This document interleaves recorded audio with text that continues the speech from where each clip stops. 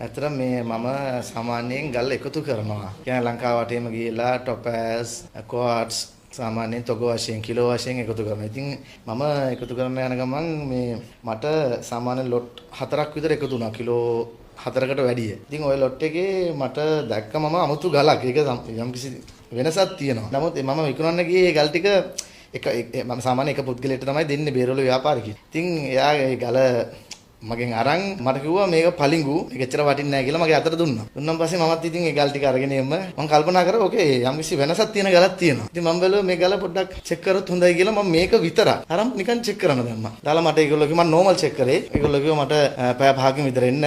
ඇවිල්ලා බලමු. මම ඉතින් ගිහිල්ලා හවස වගේ ගිහිල්ලා අරන් එනකොට ඉතින් ඒකේ තිබුණා පැනකයිට්ස් කියලා. ඉතින් මම මේ නම මීට කලින් දැකලා නැහැ. ඊට පස්සේ මම මේක මගේ ව්‍යාපාරිකයාටම ගිහිල්ලා කිව්වා මේව තමයි මේ ගල පැනකයි. ඊට පස්සේ එයා මට කිව්වා මේ ගල ඒ කියන්නේ යම්කිසි මුදලකට එයා අරගන්නම් කියලා. ඊට පස්සේ මම කිව්වා මම පොඩ්ඩක් මේ ගැන කාගෙන් හරි අහලා මම ඔයාලට මිලක් දෙන්නම් කියලා. ඊට පස්සේ මම මේ ගල ගෙනල්ලා මම පොඩ්ඩක් net එකේ රිසර්ච් කරලා මගේ යාළුවෝ කට්ටියකින් අහලා ඒගොල්ලෝ කිව්වා මේව තමයි මල්ලි මේක very rare ගලක්.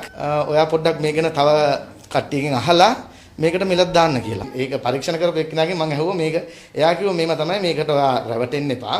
පොඩ්ඩක් ඔයා ඉවසීමෙන් ඉන්න. මේකල ලෝකේ හොඳටම වටින ගලක්. සාමාන්‍යයෙන් එයා මට මිලක් කිව්වා මට අදා ගන්නත් බෑ ඉතින් මේ මිල. ඉතින් මම හිතනවා දැන් මම ඇත්තටම බලාපොරොත්තු වෙනවා මේ ගල කෝටි 100කට අධික වටිනවා කියලා. ඒකද මම නෙවෙයි තීරණය කරේ. දැන් මම මේක රිසර්ච් කරලා අහපු බයස්ලගෙන් ඒගොල්ලෝගේ ඉල්ලුම සාමාන්‍යයෙන් මට දැන් මේකට දැනටමත් මම බලාපොරොත්තු වෙන විදිහට හොඳම ඉල්ලුමක් ආවා.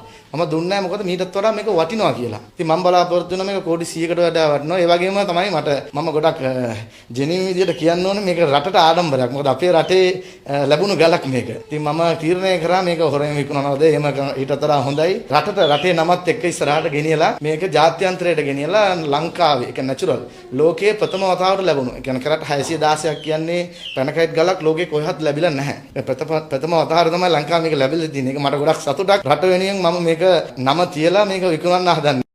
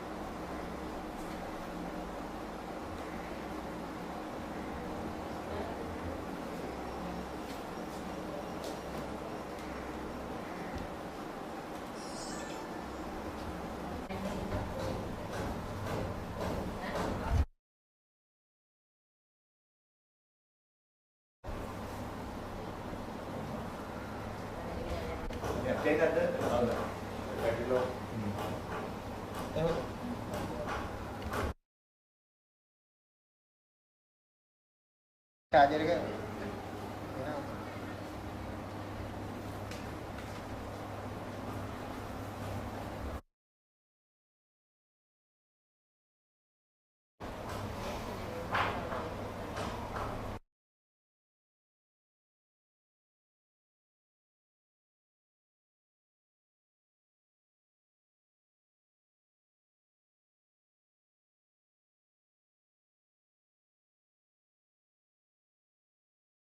දැන් මොකද්ද ඔයාලට මේ ලැබිලා තියෙන්නේ? ඇත්තට මේ මම සාමාන්‍යයෙන් ගල් එකතු කරනවා. කියන්නේ ලංකාව වටේම ගිහිලා ටොපෑස්, ක්වාට්ස් සාමාන්‍යයෙන් තොග වශයෙන් කිලෝ වශයෙන් එකතු කරනවා. ඉතින් මම එකතු කරන යන ගමන් මේ මට සාමාන්‍ය ලොට් 4ක් විතර එකතු වුණා. කිලෝ 4කට වැඩිය.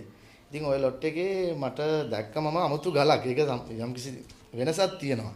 නමුත් මම විකුණන්න ගියේ ගල් ටික මම සාමාන්‍ය එක පුද්ගලයෙක්ට තමයි දෙන්නේ බේරවල ව්‍යාපාරිකයෙක්ට.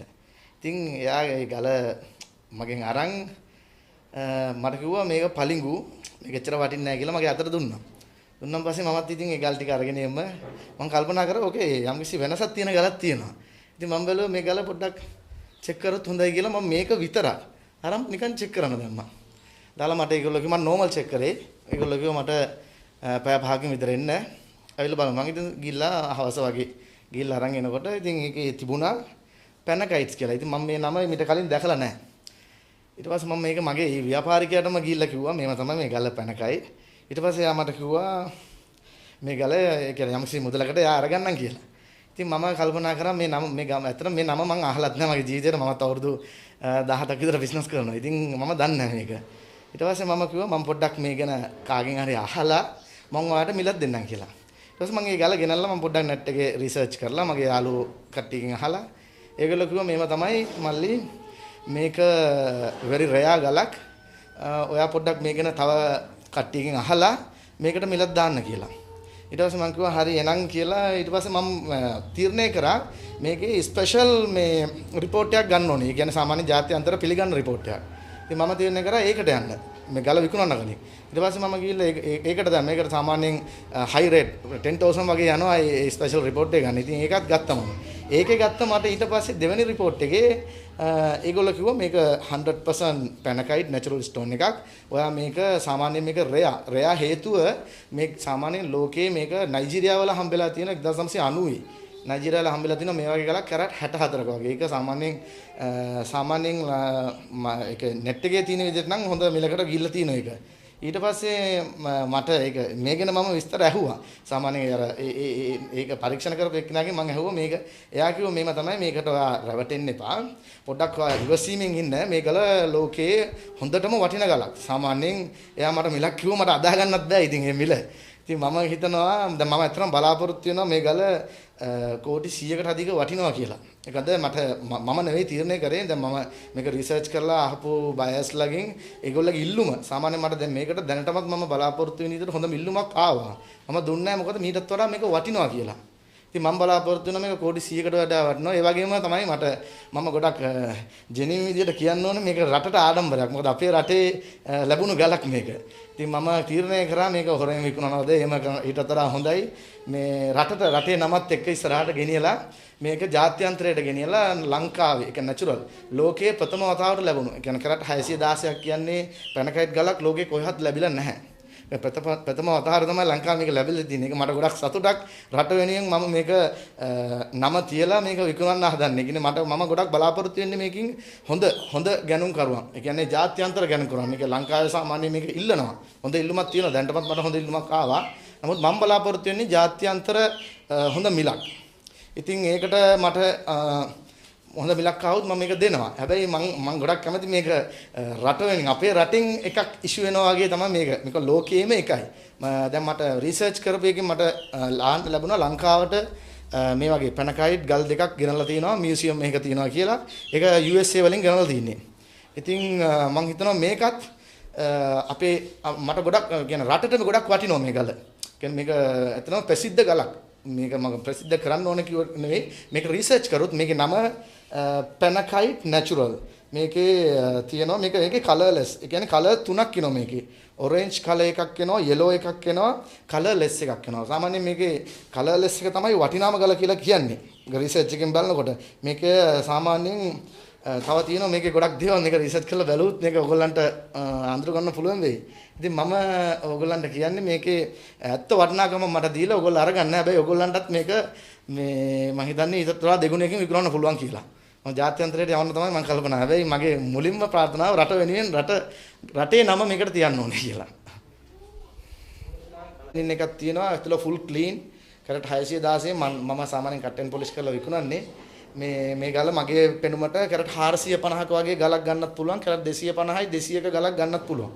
ඒ කියන්නේ ඒක සාමාන්‍යයෙන් ගැනුම් කරුවන්ට ඒක ගොඩක් පැහැදිලි ඒක ගත්තොත් මගේ වචනේ පිළිගත්තොත් මොකද 250 200ක් කියන්නේ මේ හොඳ කැරට් එක ලක්ෂ 10ට වැඩි යන තත්ත්වයක් තමයි තියෙන්නේ. එහෙම බැලුවොත් ඉතින් කොහොමද දන්නේ ඒක මිල මට මම බලාපොරොත්තු වෙනවා කොටි 100ක් වගේ මේ ගලට. කොහෙන්ද ඔක ලැබුණේ මට සම්මත? අතන මම එකතු කරා දෙනියාය සාමාන්‍ය මේ මාසයක් තිස්සේ මම දිව්වා දෙනියාය රක්වාන ඒ වගේම ගොඩකවැල ඊට පස්සේ ගියා කහවත්ත බලංගොඩ ඇහැලියගොඩ පතල් තියෙන හැමතැනටම වගේ මාතලෙත් ගියා මම. ඉතින් මට ඒ හැමතැනම කිලෝ 1 500 250 එහෙම එකතු වුණා. ඉතින් ඒ එකතු වුණු ගල් තමයි මම එකපාරටම මම ව්‍යාපාරිකයන්ට විකුණන්නේ නැහැ. මම ඒකේ ගල් ටික බලනවා. ගොඩක් මේක අර මම සාමාන්‍යයෙන් බලලා තමයි විකුණන්නේ. ඉතින් මට මේක සැකයක් හිතුණා මේ ගල. නමුත් ඒත් හිතුවේ නැහැ. ඒත් මම මේ ව්‍යාපාරිකයට දුන්නා. එයා මට ඒක රිටර්න් කරා පලිඟු කියලා.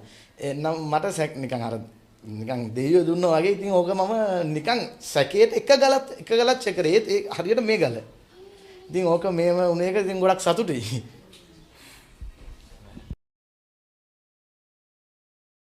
මේ ගල් ටික මම සාමාන්‍ය එක පුද්ගලයෙක්ට තමයි දෙන්නේ බේරවල ව්‍යාපාරිකයෙක්ට. ඉතින් එයා ඒ ගල මගෙන් අරන් මට කිව්වා මේක පලිඟු මේක එච්චර වටින්නේ නැහැ කියලා මගේ අතට දුන්නා. දුන්නාන් පස්සේ මමත් ඉතින් ඒ ගල් ටික අරගෙන එන්න මම කල්පනා කරා ඕකේ යම්කිසි වෙනසක් තියෙන ගලක් තියෙනවා. ඉතින් මම බැලුවා මේ ගල පොඩ්ඩක් චෙක් කරොත් හොඳයි කියලා මම මේක විතරක් අරන් නිකන් චෙක් කරන්න දැම්මා. දාලා මට ඒගොල්ලෝ කිව්වා මම නෝමල් චෙක් කරේ. ඒගොල්ලෝ කිව්වා මට පැය 5කින් විතර එන්න. ඇවිල්ලා බලමු. මම ඉතින් ගිහිල්ලා හවස වගේ ගිහිල්ලා අරන් එනකොට ඉතින් ඒකේ තිබුණා පැනකයිට්ස් කියලා. ඉතින් මම මේ පතල් තියෙන හැමතැනටම වගේ මාතලෙත් ගියා මම. ඉතින් මට ඒ හැමතැනම කිලෝ 1 500 250 එහෙම එකතු වුණා. ඉතින් ඒ එකතු වුණු ගල් තමයි මම එකපාරටම මම ව්‍යාපාරිකයන්ට විකුණන්නේ නැහැ. මම ඒකේ ගල් ටික බල